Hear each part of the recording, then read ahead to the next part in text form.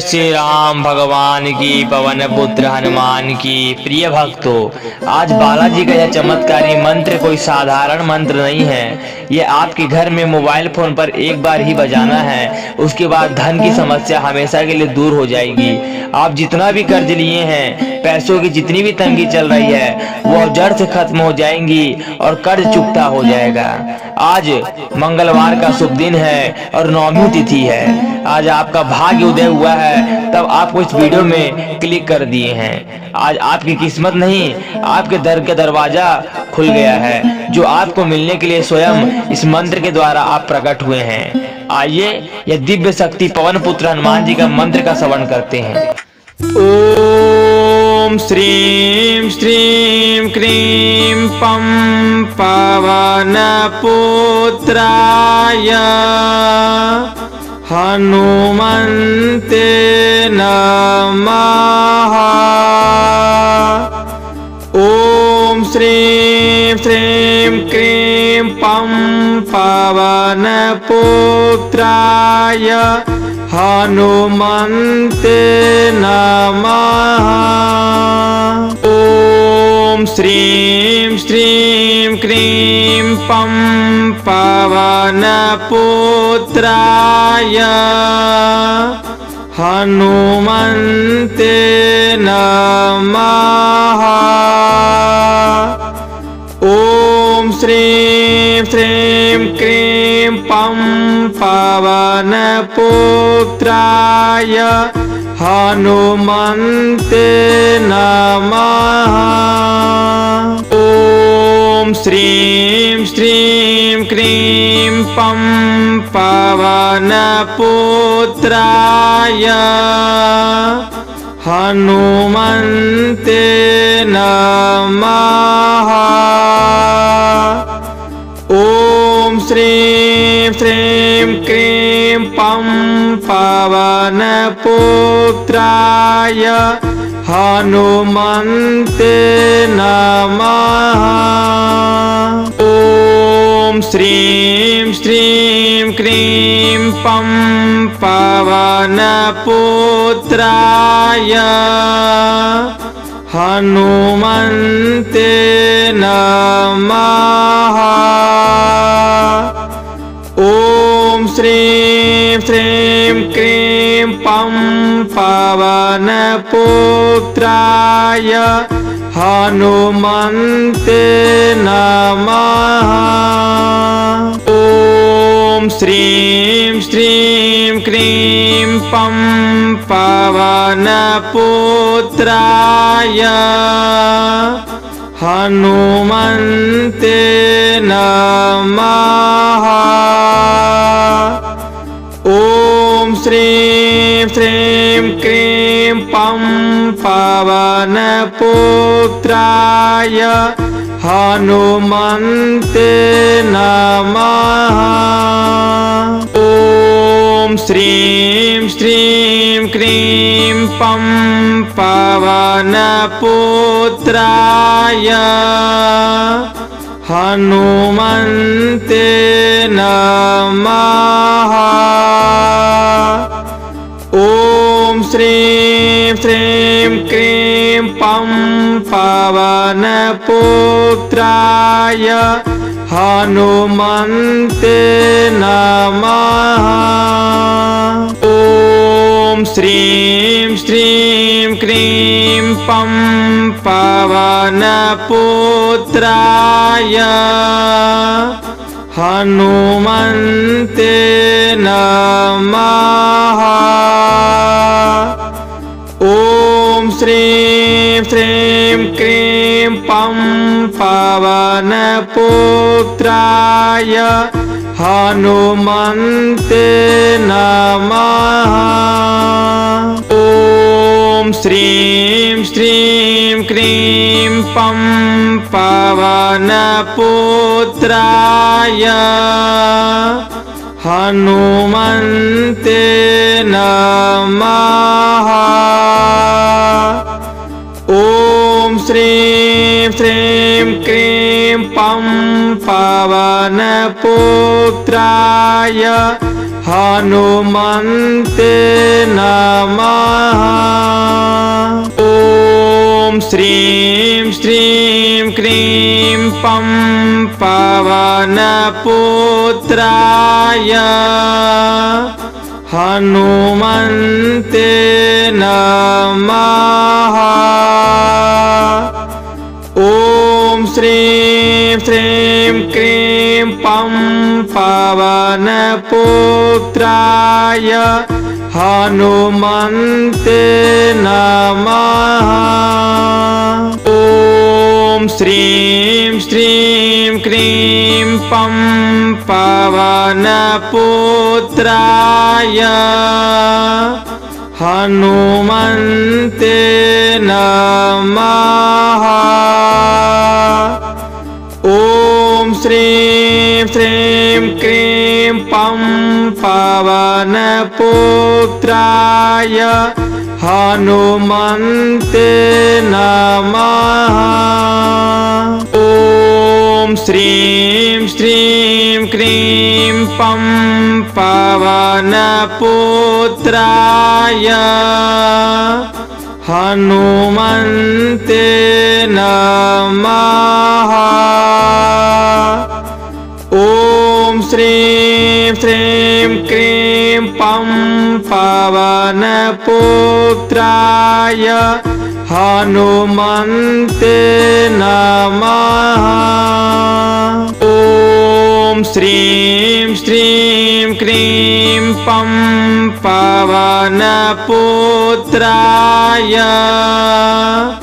हनुमन्ते नमः। ॐ श्रीं श्रीं क्रीं पं पवनपुत्राय हनुमन्ते नमः। ॐ श्रीं श्रीं क्रीं पं पवनपुत्राय हनुमन्ते नमः।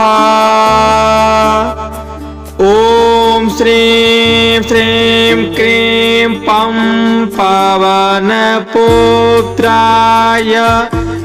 हनुमन्ते नमः। ॐ श्रीं श्रीं क्रीं पं पवनपुत्राय हनुमन्ते नमः। ॐ श्रीं श्रीं क्रीं पं पवनपुत्राय हनुमन्ते नमः। ॐ श्रीं श्रीं क्रीं पं पवनपुत्राय हनुमन्ते नमः। ॐ श्रीं श्रीं क्रीं पं पवनपुत्राय हनुमन्ते नमः। ॐ श्रीं श्रीं क्रीं पं पवनपुत्राय हनुमन्ते नमः। ॐ श्रीं श्रीं क्रीं पं पवनपुत्राय हनुमन्ते नमः। ॐ श्रीं श्रीं क्रीं पं पवनपुत्राय हनुमन्ते नमः। ॐ श्रीं श्रीं क्रीं पं पवनपुत्राय हनुमन्ते नमः। ॐ श्रीं श्रीं क्रीं पं पवनपुत्राय हनुमन्ते नमः। ॐ श्रीं श्रीं क्रीं पं पवनपुत्राय हनुमन्ते नमः। ॐ श्रीं श्रीं क्रीं पं पवनपुत्राय हनुमन्ते नमः। ॐ श्रीं श्रीं क्रीं पं पवनपुत्राय हनुमन्ते नमः। ॐ श्रीं श्रीं क्रीं पं पवनपुत्राय हनुमन्ते नमः। ॐ श्रीं श्रीं क्रीं पं पवनपुत्राय हनुमन्ते नमः। ॐ श्रीं श्रीं क्रीं पं पवनपुत्राय हनुमन्ते नमः। ॐ श्रीं श्रीं क्रीं पं पवनपुत्राय हनुमन्ते नमः। ॐ श्रीं श्रीं क्रीं पं पवनपुत्राय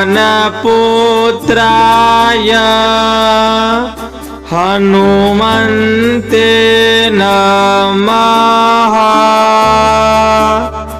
ॐ श्रीं श्रीं क्रीं पं पवनपुत्राय हनुमन्ते नमः। ॐ श्रीं श्रीं क्रीं पं पवनपुत्राय हनुमन्ते नमः। ॐ श्रीं श्रीं क्रीं पं पवनपुत्राय हनुमन्ते नमः। ॐ श्रीं श्रीं क्रीं पं पवनपुत्राय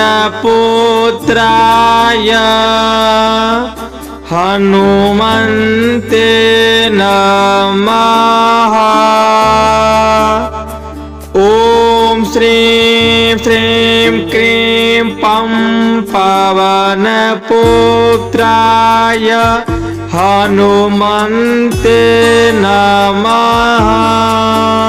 ॐ श्रीं श्रीं क्रीं पं पवनपुत्राय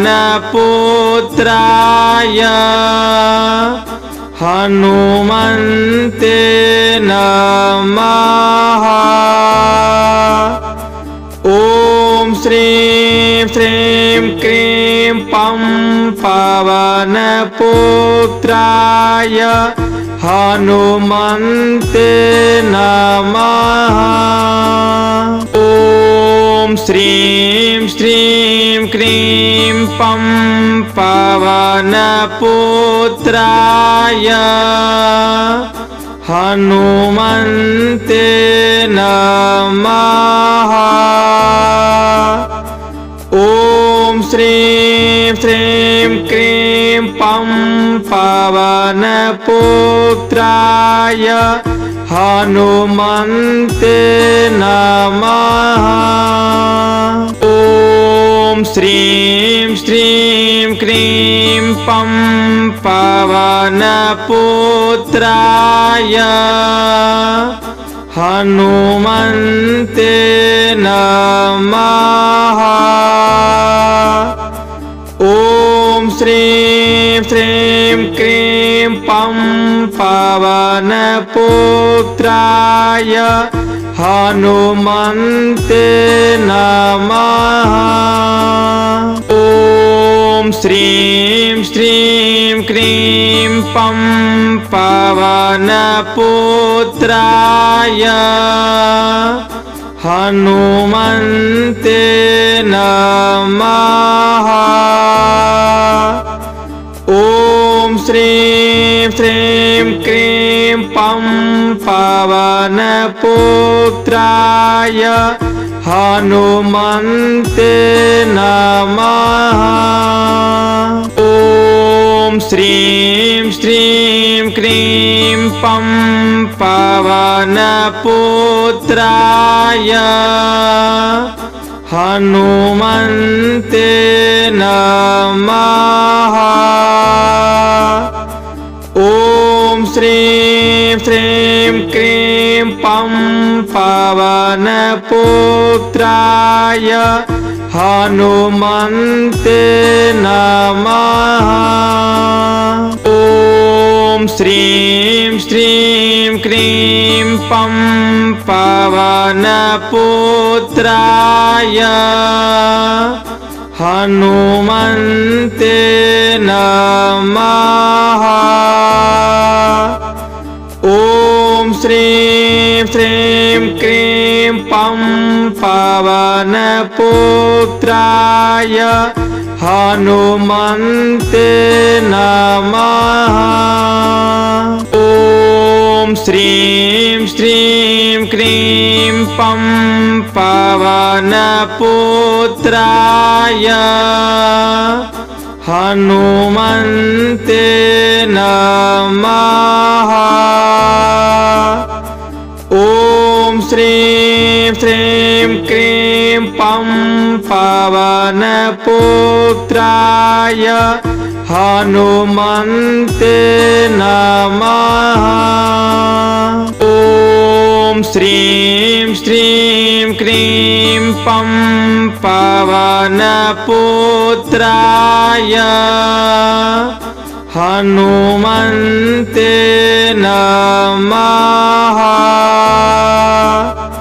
ॐ श्रीं श्रीं क्रीं पं पवनपुत्राय हनुमन्ते नमः। ॐ श्रीं श्रीं क्रीं पं पवनपुत्राय हनुमन्ते नमः। ॐ श्रीं श्रीं क्रीं पं पवनपुत्राय हनुमन्ते नमः। ॐ श्रीं श्रीं क्रीं पं पवनपुत्राय हनुमन्ते नमः।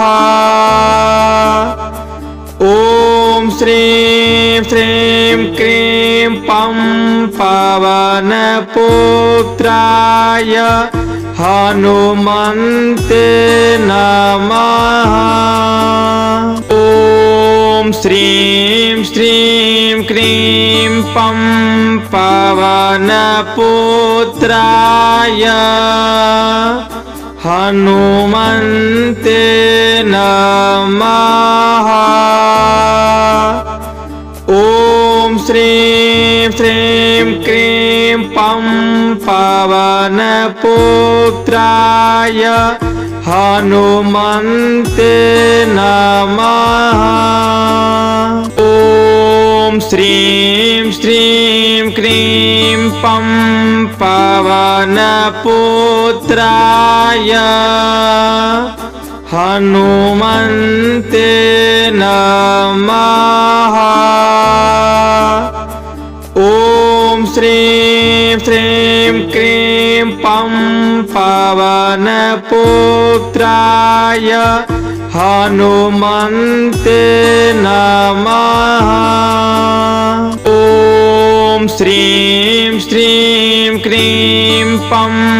पवनपुत्राय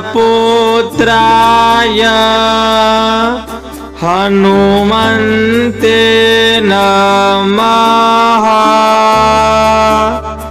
ॐ श्रीं श्रीं क्रीं पं पवनपुत्राय हनुमन्ते नमः। अगर वीडियो अच्छी लगी तो वीडियो को लाइक कमेंट शेयर सब्सक्राइब जरूर कर ले और बेल आइकन दबा दे और हमारे चैनल को सपोर्ट करें।